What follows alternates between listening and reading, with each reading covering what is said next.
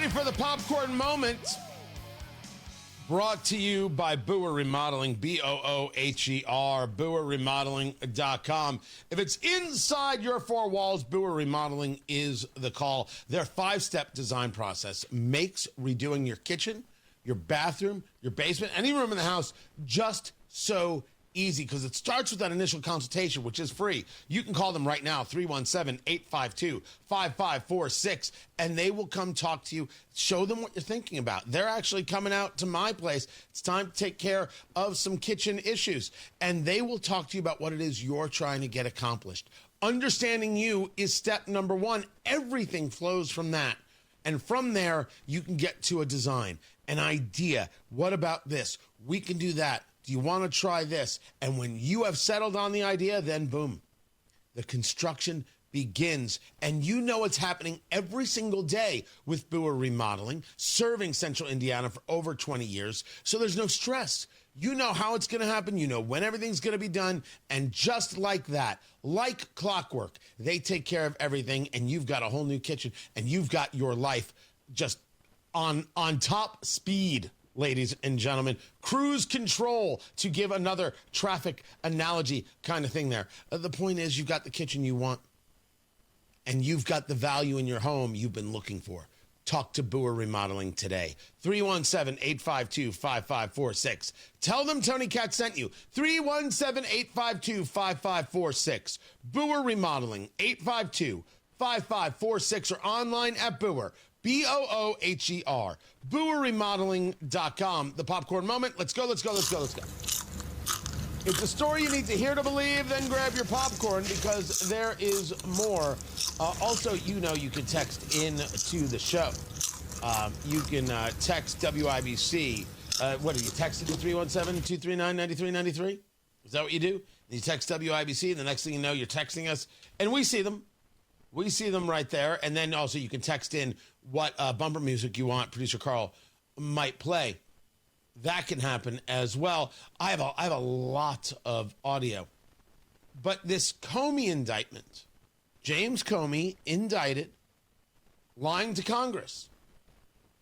That's the statement. That's the indictment. Lying to Congress and obstruction. Well, I would argue he did lie. I think that's pretty easy to see. Pretty easy to understand. Jonathan Turley, George Washington University Law, was there on Fox News as this happened. His take? Thank you. All right, let's go ahead now and bring in Jonathan Turley, professor at George Washington University Law School. A lot of people anticipated this coming in light of everything that the president has said and indicated lately, as well as the DOJ. We don't know the charges yet, but we know that there is an indictment. What do you make of it? Well, this has been an extraordinary few days. The president issued a social media posting in which he seemed to pressure indictments against individuals, including Comey. That was then withdrawn. We also heard reports that prosecutors opposed going to the grand jury, that they didn't feel that there was a case to be made here. And now, of course, we have what appears to be an indictment. It is a seismic event. I mean, you're talking about a former director of the FBI. And there have been long allegations that Comey was a leaker. If you recall, the Inspector General's report was scathing with regard to Comey's conduct. Comey removed FBI documents, including classified information, when he was fired. And the Inspector General went after him, but it did not find that he specifically leaked that to the New York Times. But this could be a perjury case as opposed to a leak case.